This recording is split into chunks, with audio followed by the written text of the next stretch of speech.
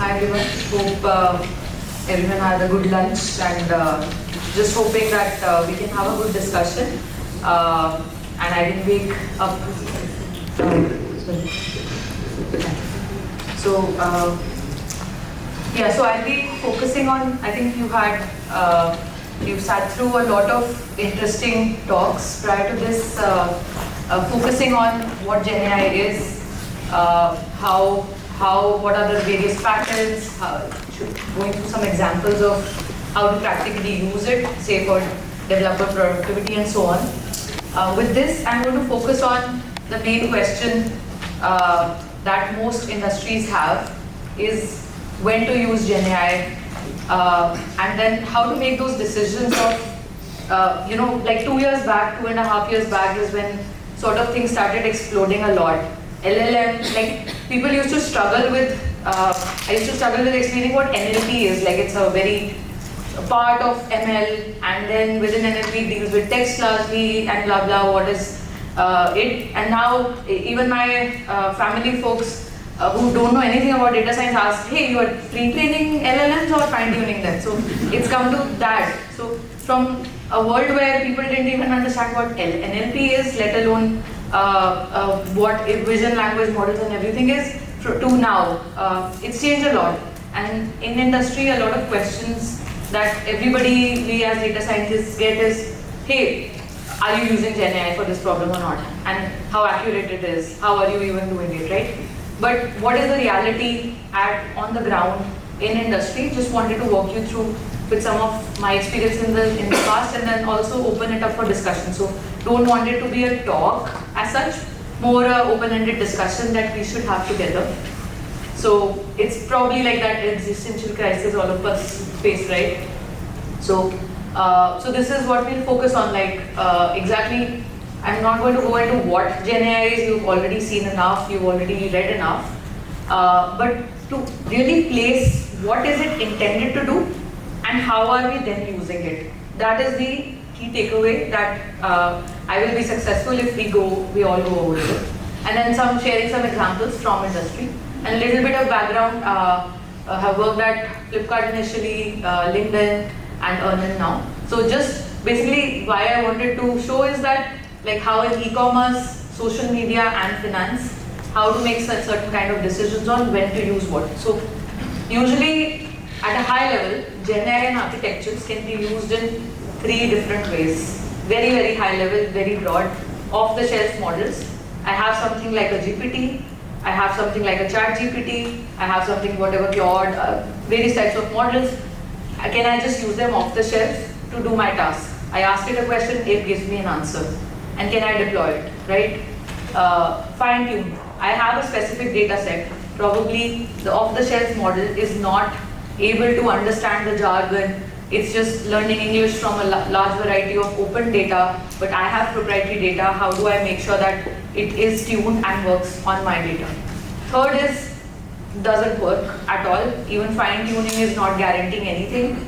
Can I really use the architecture and the method that it deploys rather than the output directly? So can I really start from first principles and use what the architecture is intended to do? So these are the 3 questions that always should run in the back of your mind. What is it that I'm trying to do and where does it fit? My use of GenAI, can I really use off-the-shelf model? Is it that simple that I'm just integrating?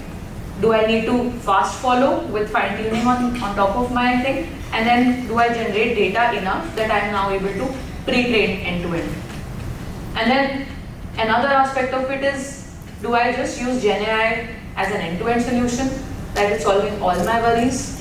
Do I make a hybrid stack, as you saw previously, right? If you deploy GenAI, your productivity can increase, but reliability, or the kind of complex tasks you can do, it opens up a lot of options. But then the reliability of application also is that question, as Suman had talked about earlier. Or is it even fit? Is GenAI even a fit into my ecosystem or in business when I'm trying to solve a problem? Is it the right fit? So you have to always think about these things. And from the lens of 3-4 points. One is cost. yes, we want to build a solution. At what cost is it coming? These larger LLMs, agentic AI flows are not cheap. You really need large compute. You really either you're using APIs given by other enterprise systems, or you're building your own, hosting the billions of parameters that you're deploying to production. There's a cost associated. Latency. For example, the kind of architecture that you deploy could have latency repercussions versus deploying a very small model that's really tuned to your own use case. So these are the considerations. There's also system management and maintenance. And the last is evaluation. How do you guarantee the guardrails, the evaluation and everything? So these, you have to always look at these things from these lenses and then evaluate whether it serves your purpose or not. So really, the core is, this is called generative AI for a reason. So when you start learning about machine learning, you see that there's a discriminative set of models and then there is a generative set of models, right? So it boils down to that. You have to think from those lenses that if I'm using generative AI for discrimination, is it really fitting my purpose? Because if I'm deploying to production to allow it to make decisions, there are going to be pitfalls where it's not going to work always. You are losing control. So what is at table stakes? Am I deploying my model which is going to affect my revenue, which is going to affect my user acquisition, which is going to affect, for example, a recent use case was that I think Cursor themselves deployed an agentic framework in a chatbot, right? Where it told the users that yes, you need multiple subscriptions across devices, and users just started closing their subscriptions. So those are the things that the companies need to be really mindful of, that in the real world environment, what is at table stakes. So first use case, very briefly we'll go through, and just want to sort of keep it more open-ended. For example, the problem that we want to solve for is match millions of users to millions of jobs. Okay, very open-ended problem. As a data scientist or as a technical person, this is the job assigned to us. How can we really model it? So we can break it down to that given one user, instead of like millions or millions, given a user, I want to recommend top 50 candidates to any person at any given time, right? The jobs. The objective is, why do I want to really do it? Because I want to increase engagement. It's a middle kind of problem which sits between job posters and job seekers. So I want to optimize my revenue that I'm getting from job seekers. I want to surface the relevant jobs such that there are enough clicks and generate revenue as the person who's holding accountable for this algorithm. And the constraint is, we want to do it online. It's millisecond latency. That as a user, I've just come in on the platform, created my profile, and within seconds, I want the job recommendations to me. How can we solve this problem? So let's look at what the data is. Yeah, so let's look at what kind of data is at play here. And then we'll open it up for a couple of minutes for ideas. Again, both open-ended, how do you want to solve it from first principles? Is GenAI relevant here? If yes, then how? That is the question that we are wanting to discuss here. So for example, we have a user profile and we have job profile, right? So how do you want to model? Now you know what are we trying to solve, why are we trying to solve, and what is the data that's given to us. So now how do we, any ideas, like any creative ideas, throw GenAI at it, how? Yeah, sure, go ahead please. You can Match do keywords. Match keywords, yes, of course. You can do some kind of similarity search. Yes, similarity search. Divide the, let's say, data into sections and classify Yes, based on that. sure. Sorry, you were saying? Summarize the content of the profile and then Yes. contextualize it. Yes, all very, very valid answers. In fact, this is exactly in order of how all of you have described the ecosystem has moved on. It started from very first principles years back from keyword-based searches. Right? You enter a keyword, it would expand the keyword list somehow, do a KNN or whatever on top of it, and then retrieve the relevant results and then show it to the user. And then semantic similarity, how do you work on making sure that the query captures a lot of context, maybe summarize and then do it. And that summarization in a sense is representation, right, into a vector space. So those are the things exactly how the world has evolved. Which now, so basically recommendations, what they do is break it into two. It's like a standard thing, retrieval and ranking. So first is among millions of things, how do you reduce your search space to maybe 1,000 or 5,000, the most relevant. So given a person's profile, how do I get most relevant set of top 1,000, top K things, and then it's ranking. So retrieval is supposed to be very lightweight. Now how do you, next question is, does GenAI fit in this ecosystem anywhere? How would you, so if somebody comes and gives you a task, okay, and then somebody also comes, evaluate GenAI on this. Is it relevant, not relevant? Where can it help? With the combination. Sure. How? So after summarization, there is some sort of score that is actually created for the profile. Yeah. And that score gets looked up against the multiple databases that are there. Yes. And then you go ahead and do, I mean, the entire vector. Got it. Yeah. Then So you go ahead- essentially, I think what you're summarizing is in the retrieval part, Yeah. there's a lot of scope because that is where the struggle comes. If you're not retrieving right, if your retrieval is very restricted to keywords or basic embeddings that are not capturing semantics well, that can constrain your relevance or ranking a lot, right? So it's only, ranking can only be as good as your retrieval. So retrieval again based on GenAI, right? You can either generate embeddings, store them in your vector search, or give it the right context, give it the right levers and play around with it. Latency definitely can become a constraint there. But again, you can deploy in-house, you can see how you want to play around. So just wanted to share that context, that systems, but it still probably is not the best for ranking. You still need to deploy your own optimizers on top of it to rank based on what feedback that you are getting from users to optimize revenue, to optimize clicks, to optimize conversion rates, whatever the business outcome needs to be, because then it's in your control. If you make whole of it agentic, you lose control very fast in terms of where it's going wrong, why is my revenue dropping, why is it not. So it looks very easy that okay, I can give prompts, I can control the prompts and deploy to production. In reality, hybrid system works very well. So slowly and steadily, and then the other thing is scale. The systems in industry are needed to be robust. They have taken time to be developed a certain way. Just moving very fast also takes time. So moving the whole system, putting in the guardrails, evaluation criteria and everything. So that was on this.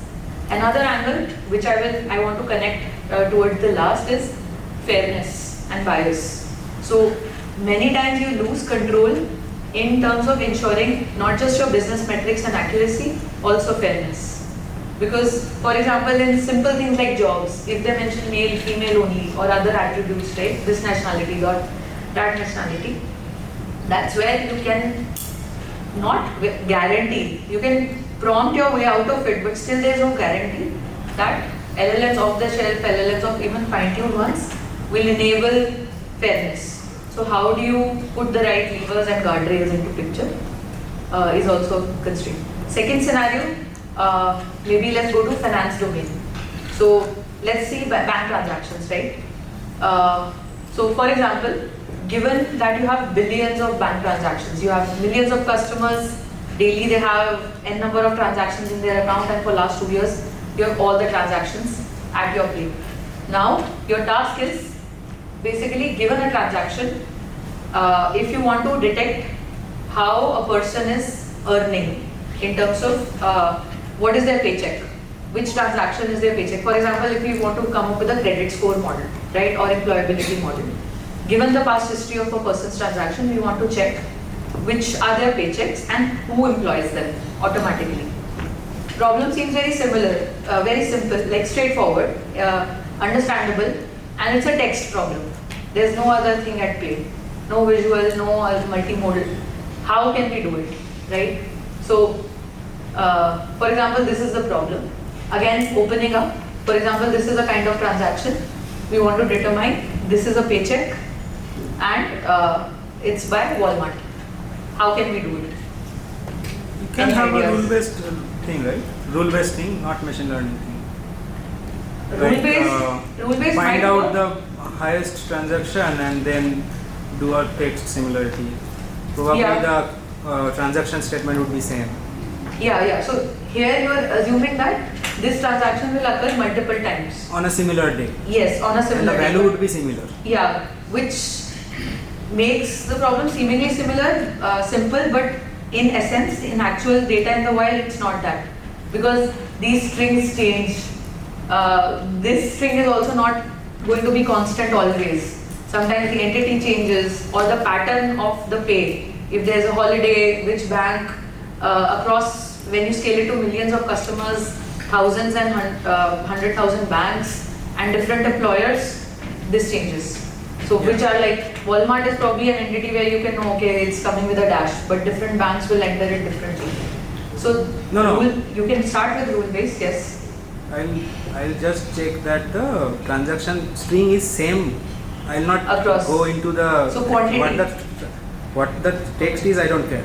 It has to be same It has to be same, okay. or similar. Makes Yes, sense. same pattern. That can get you started, but probably coverage, the accuracy, all of that needs to be in question. Like in the wild, the kind of data then that you start dealing with, rule on top of rule on top of rule, then can make the system eventually good point to start with, but then can make it more complex. Any other ideas? Yes. A combination of NER and regex telling up the Walmart and the other words can change up accordingly. Yes. But a combination of both may work well in order to Yes, extend this. definitely. And just to solve for the NER, now the good part is that again the transformer models, which are essentially the large language models that we talk about at scale, can really help you. That you give it the context. For example, just GPTs, you can give it the context of like somebody's, as you were saying, right? Extracting rules out of this. So the LLM will be a great candidate, or GenAI will be a great assisting tool to extract these kind of rules, which as a human we can just come up with a few of them and try to test it out. They can be better if given the right context and prompts. So for example, if I give like last 60 days of my bank transactions and I say, okay, now you infer who is my employer and which are my paychecks. So it will be probably better at generating that data. Again, we can fine tune, we can label. So for example, we can first get it labeled by humans, right? What is the entity that we care about? Give it those samples, fine tune, and then if we use those fine-tuned models, because the risk with off-the-shelf models is they might not understand the jargon. Because Wall, Dash, Mart or AMZ and instead of Amazon might or might not have seen, there's no guarantee. And because finance data is highly proprietary, it's not released to the public. So it's very likely that a lot of these keywords will go out of vocabulary for LLMs. So then how fine-tune on your data and then use so that you can extract effectively, and learning these kind of rules is easy for them rather than building a model from scratch. So for these use cases, definitely LLMs have a lot of value. GenAI has a lot of value. But again, coming to connecting to the fairness angle, any kind of mistake or any kind of table stake thing that happens here, for example, if you're using it for decision making directly, right now, the example I gave is in-house, like for extraction of information, and after that, what we build as a product on top of it can be a business decision, right? We are not exposing this directly to the user. But if we expose something or make decisions directly, maybe in lending. For example, in past there have been cases on companies that where systems, the regulatory bodies found out that lending was very highly correlated with somebody's race. And when they removed those variables from the models, it turned out that the outcomes were very different. So those are where a lot of large penalties of the order of hundreds of millions of dollars companies have to incur. So this is our table stakes. All these models that we deploy in production as data scientists, there's a responsibility that comes with it. Yes, it's very good to deploy cool models, but there is a very big compliance angle, regulatory ethics angle that comes into play. So we have to be mindful that these are really affecting real world users now. Third, coming to social media example, right? For example, say trust and safety. So just sharing some examples from earlier work at LinkedIn. So these are the kind of like, if you look at the scale, weekly there would be like across, now it has billions, this is from 2 years back, but millions of conversations happening, millions of posts, and then across like of the order of 1 billion users using it.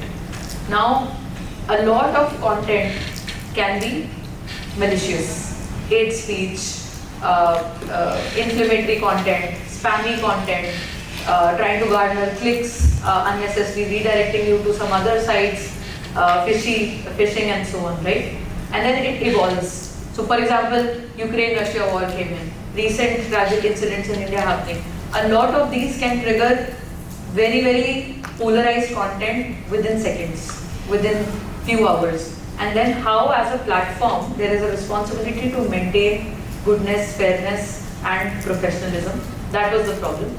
So again, going back, it's very different from ranking. Ranking works for engagement. The more you click, the more revenue the platform makes. This is at odds with engagement. You have to take down content, you will always reduce engagement. Because this kind of content, polarized content, always garners more interest. I will dislike it, I will comment you or this is not good. I will be incited to talk on that, right? So how do you then, so then again, and this is always not text only. When we think of content, probably first thing comes, okay, text. No, a lot of it could be related to image, could be related to video associated with it. So then how does like transformer networks or these latest architectures help Premier, right? So let's look at an example. Again, I want to throw it out. Let's take a couple of minutes to think through. For example, we're solving a problem of detecting hate speech. Just detecting, not doing anything on top of it. Given a content, let's take text only. We have a few lines of text. Our task as a technical team here is, let's detect whether it's hate speech or not. So how would we go about it? First is we need to understand what is hate speech. How do we quantify something as hate or not? Everybody will have their own subjective things. So companies define policies. Like these are the rules that constitute something as hate or not. For example, there's worldwide thing of like 6-7 attributes like targeting something on somebody on nationality, religion, their orientation and other things quantify as hate speech, right? Now we know the definition. Given this task, you know the definition of what qualifies as hate speech. This is a content piece that has come. Tell me within seconds, hate or not. So how can we go about it? We can start by looking at diagrams and diagrams. Sure. But then, against what? Diagrams and diagrams against what? Against the reasonings that are given. Yeah, I mean, like what are the kind of data that we now look at? Do we need label data? Do we start deploying GenAI? Ask ChatGPT, tell me this is hate or not? Like what could be the questions, or how do you want to even test out that whether. Now, our task is we have to deploy something to production to detect, right? We are on social media, they're struggling with this problem, we have to help. How should we even start? Yeah, if you have enough data, we can fine-tune BERT or something like that. Sure. We can start off with that. Yeah. Because you need like real-time inference, so probably Yes. it will be helpful there. Definitely. But then there might be cases where like, it may not handle. Probably then you will have, for more semantic thing, you will have to Yes. redirect to an LLM. Yes. Sure. Yes. Yes. So just not about the solution. In case of hate speech, there is the demographic information as well. Like some thing which is hateful in a particular community might not be hateful somewhere. Yes. That is another challenge. Yes. So it's always in context. Yes. So, but as a platform, you have to be neutral. So again, minority versus majority, or if it changes, for example, a good example of context is if I say females are underrepresented in tech, and if I reverse it, males are underrepresented in tech. One is not hate speech, one is satire, something like that, right? So it changes the context. I cannot just change, for example, like I didn't give a very good example, but just changing the context, right? Or we can say that females need more representation in tech. That is probably an encouraging sentence. If I say males need more representation in tech, that will have a completely different interpretation in social media. People will be outraged. They will say, why are you saying it, blah, blah, blah. And again, this is a very controversial. I'm not saying I am in favor of one or the other. Everybody needs more representation, but it can incite opinions, right? That is the thing. So also, since a lot of hate speech is based on current topics, the models would constantly need to be trained on a news feed, Yes, right? yes. So the question here is, can we, because it's a classic case, we need language understanding. GenAI is best at language understanding. It's trained on words data. It has a lot more context than we can ever think of even providing it, right? So can we really ask? So that was an existential question that we in our team in the past were faced with. Again, ChatGPT came out, the whole company started asking, is this team even needed now? Because GenAI, right? Your problem is solved. Why do we have like 60 engineers working on this problem? What is this? Then we, again, the benchmarking. How is GPT-4, at that time it was the Da Vinci model, the GPT-3, 3.5s that then started evaluating. The core thing was the vocabulary. The off-the-shelf models do not understand bad language. They're trained on good because what you see on the internet is largely good and all the bad content around hate and all may have been hidden out. So the skew is there. Second is, this is what is at stake, right? If I just ask, okay, anything that looks like hate, now this is going from generative to a discriminative world, where I'm asking it to make a decision on what is hate.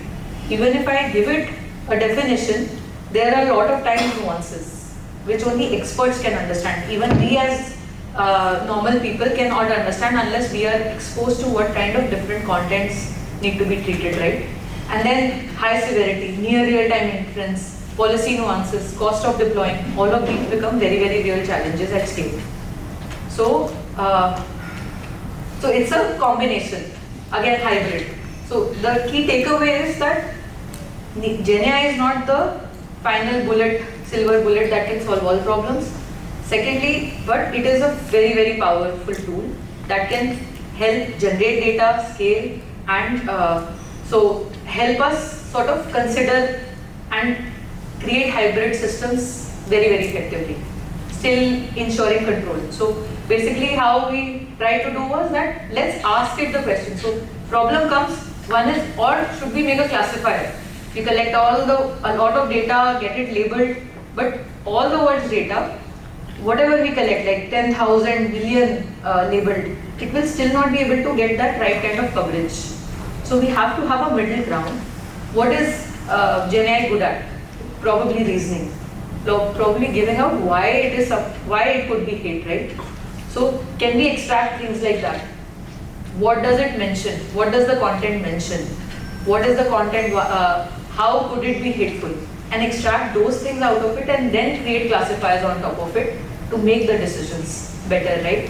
Because then you are solving for coverage in some capacity and then still have control over downstream decisions. So those are some of the practical things that you can always consider. So yeah, I mean, I'm not going, but again, very, very hybrid systems that are put in place. Another very interesting example from Twitter. So Twitter is sometimes infamously known for not controlling a lot of content, right? So, but if you were sort of the moderation team, that is what they did. Like this was a good paper, which was preventing somebody from even posting bad content. So prevention is that as I'm writing, as I click on the button post, the model prevents somebody from writing. So you understand the latency has to be of the order of 80 to 100 milliseconds or lesser. So it's deploying something like a very large language model which will do the reasoning, then come up with a result of, hey, this looks like, nobody is going to wait. This is like within milliseconds. So what happens is, how do we use it? Like, how do we now think about solving for prevention? That I'm posting X nationality is very bad. Now the platform in real time nudges me, hey, can you make it kinder? This doesn't look right. So how can we do that, right? So then what we realized was we tested with GenAI, LLMs, latency aside, even if you deploy like large scale GPUs, blah, blah, blah, scale is a problem. Because ultimately, n number of large millions of users are trying to post per second, right, on your platform. So how do you make sure that this adheres to that? Cost is of course sometimes a concern. Then what we realized was that pre-training an in-house model, end-to-end, a small BERT, pre-trained end-to-end on your own moderation data, solves for the latency because it's lighter weight, solves for out of vocabulary because you are giving it the context. But a lot of times in the backend you can take help from GenAI to generate more and more content to train it on. And then on top of that, you can get the hybrid system going. So in real time, be able to detect whether something is offensive or not. And then of course fairness is also a big angle. How do you make sure that the algorithms that you're deploying are fair? Because this is the example that really happened. Vivek Ramaswamy was a presidential candidate, and because of some of his posts, LinkedIn ended up blocking his whole profile.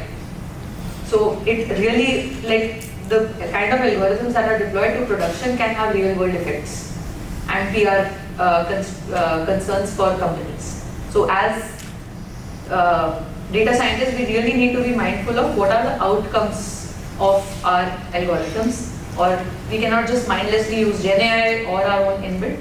What is at table stakes needs to be considered very, very. So yeah, in the interest of time, I'll just move on and quickly cover some of the aspects of bias and fairness. So this is also an evolving field. It's probably not related to like how GenAI is solving for it, but how you need to think from a lens of when we are deploying algorithms to real life, what is the last layer of it at the time of evaluation, where it becomes many times important to evaluate fairness and bias in our algorithms. Like for example, diversity, right? It's not just about fairness and bias, it's about equity in terms of, for example, in recommendations also, what is the outcome? Are you just maybe one retail or one downstream provider is what your algorithm is again and again optimizing on, or do you want to diversify and so on? So some of the constraints that you need to put in.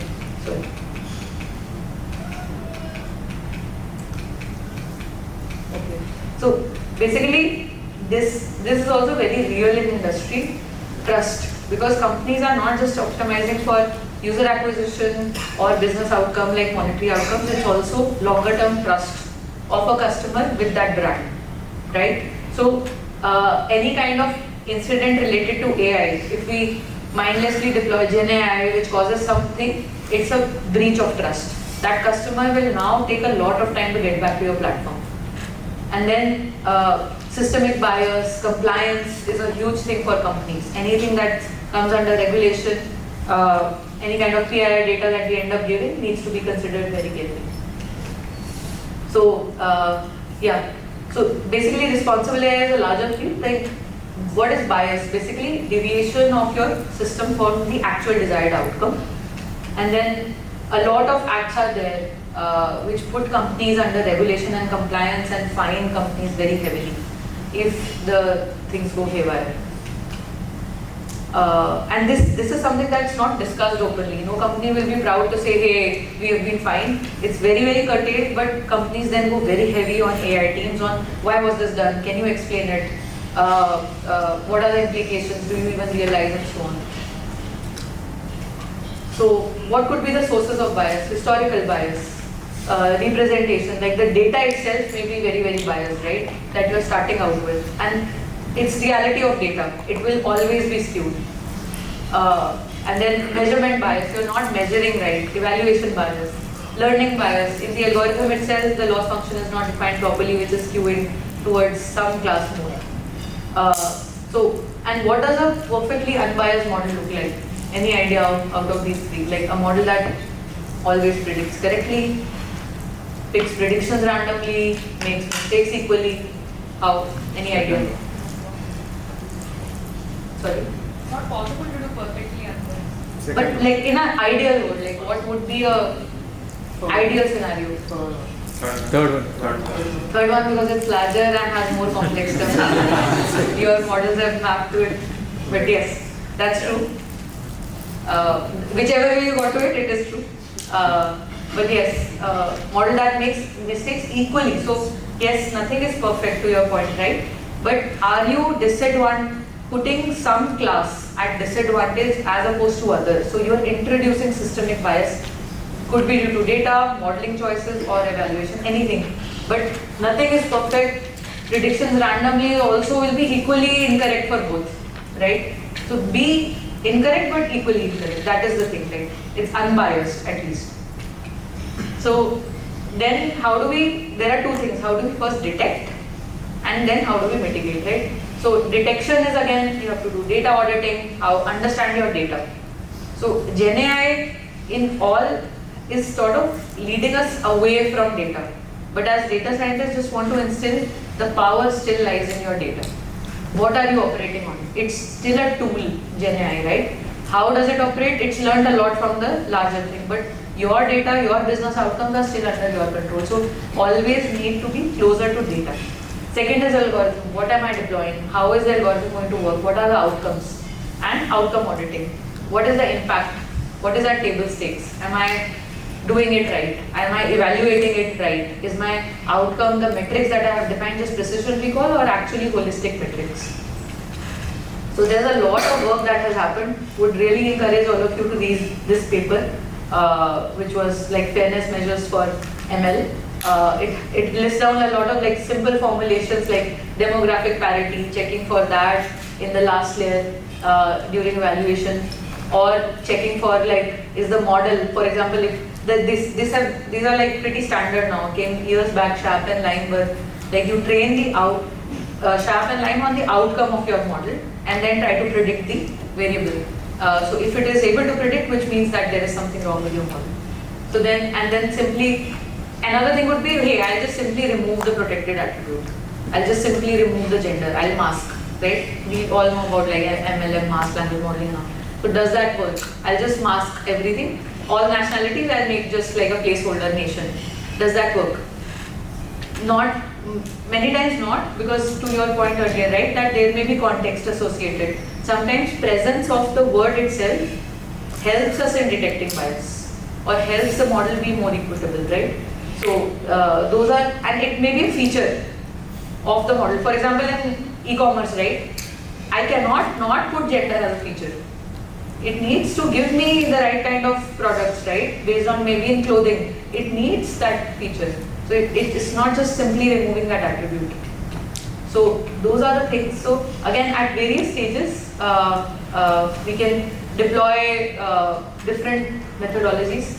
I think there are 5 minutes left, so I'll end here. I mean, just basically another thing that was a very interesting paper earlier was counterfactual learning. So what people do is create data sets where if you change, for example, gender, male to female, or nationality, does the outcome change? That is a very standard way of measuring for fairness and biases, and that is something that folks can read about. So yeah, I won't touch more on here, but yeah, ending for any questions. I have a question. My name is Ravi. The thing that I wanted to know is like when it comes to like traditional models, and when we try to ask any question or when there is an output that is given out of a traditional model, in that case, we at least be able to trace why a certain output was generated by that specific model, right? There is some sort of a traceability to it. When it comes to LLMs, or when it comes to GenAI applications, is there a way in which we can trace why a certain result was returned by a model? And example is, when we want to make a trading decision. Based on that, if you put the same kind of input, it does not give the same result every single time. Yeah. So how do you? Yes. So when we talk about traditional models, right, the world has evolved. When we look at traditions, if we are still in the world of logistic regression or decision trees, yes, it's easier to get which features and which attributes may have contributed. But since the last 6-7 years, deep learning is the rage, right? And it's much more efficient at many problems. So explainability has been, it's not at the level of which features exactly or what is it. It's more at the level of evaluation. So I think in trading also, it's more around maybe post-processing, where you can weigh, where you can understand, there is like attention mechanisms that you can understand of transformers also, that which are the attributes at play. Maybe if it is a textual content, then you understand which are the areas that it's attending to more. So like Lime and Sharp, and on top of that it can be used on these, but again in very, very nuanced cases, it's difficult to do many times. So it's a difficult question. Yeah, Yes. because when it comes to auditability and being able to trace why a Yes. certain decision has been taken. Yes. So and that is precisely the reason why some of these like risk domains and others have not been able to move on to GenAI directly, because they need that control. So that policy layer of decision making on why somebody was quantified as risky or not Yeah. is still on XGBoost. And that's the reality of things. I wanted to know if there was, you have seen in your experience as to how this has got really solved, because the papers don't really tell how it has been Yes, yes. solved. So it's that trade-off, right, where this is at stake and regulation and compliance is really controlling it, and companies are answerable, for example, trading, fintechs and all, still will really put a lot of pressure on this kind of things. So it becomes very difficult on deploying very, very complex algorithms.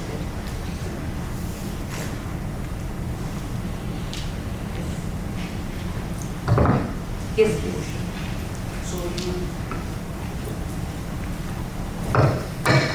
So you talked about Lime and Shell, right? So, for example, a particular loan application was denied, and we are using Shell, and we got that these are the features responsible. Due to that, that particular loan application is getting denied. So, I'm just curious, in real world, does it happen that we will retrain our models with new data set or improved data sets? So Yes, yeah. So you have to continue to evaluate even before deploying. What could be the reasons? Do they intuitively match? Do they intuitively, these are the top features that are coming out from the Sharp analysis or Lime. Is this the right intent, or is it learning something completely random? So that is like the daily practice of data scientists, that while even as a feedback loop, how do I create data sets such that next time if something erroneous has been learned, doesn't get learned.